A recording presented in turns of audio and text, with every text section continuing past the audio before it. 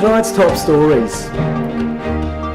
A North Shore nurse with an unblemished record has been stood down after a 60-year-old grandmother died when she was given 10 times too much heart medicine.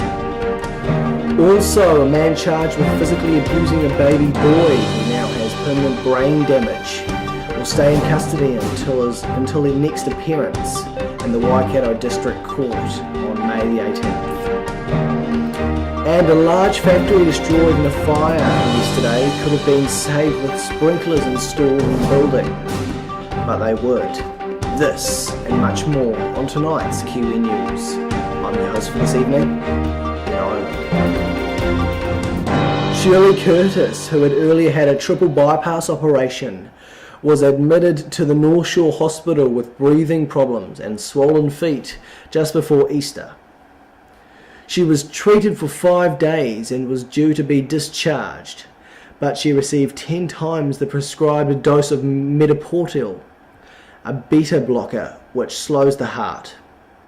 Detective Senior Sergeant Kim Libley said police were investigating the death, but it was a routine criminal inquiry on behalf of the coroner and was unlikely to turn into a criminal case. A man charged with physically abusing a baby boy who has now permanent brain damage will stay in custody until his next appearance in the Waikato District Court on the 18th of May. The 38-year-old Eastern Bay of Plenty man was arrested in Auckland on Wednesday and made a brief appearance in the Manukau District Court yesterday and was remained in custody. Police said he faces charges of wounding with intent to cause grievous bodily harm after the 4-month-old baby boy received non-accidental injuries leading to a permanent and severe brain damage. He also faced 8 other charges, including male assault, female assault with intent to injure or receiving. The baby was admitted to the Starship Hospital in Auckland on April the 29th and doctors feared he could die. Inspector Sandra Venables, area commander of Eastern Bay of Plenty, told NZPA the baby was off life support but had severe brain damage. A large factory destroyed by fire yesterday could have been saved had sprinklers been installed, says a fire officer.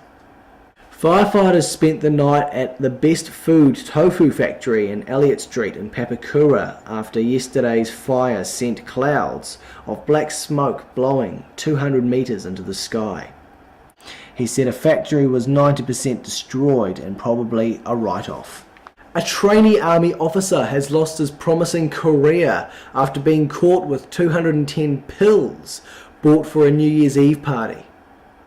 George David Anthony Steele travelled to Auckland with his military mate Shane Michael McHaffel to buy ecstasy for themselves and 7 friends in December last year. Police found the pair late at night in a car in Gallows Street behind Kaparanga Road. The pills were analysed by Environmental Science and Research and found to be 4-mec, a Class C drug which gives a similar high to ecstasy. Both have pleaded guilty to attempting to possess ecstasy for supply and appeared at the Auckland District Court for sentencing yesterday. Let's take a look at the weather for Sunday. Auckland has rain clouds with a high of 19.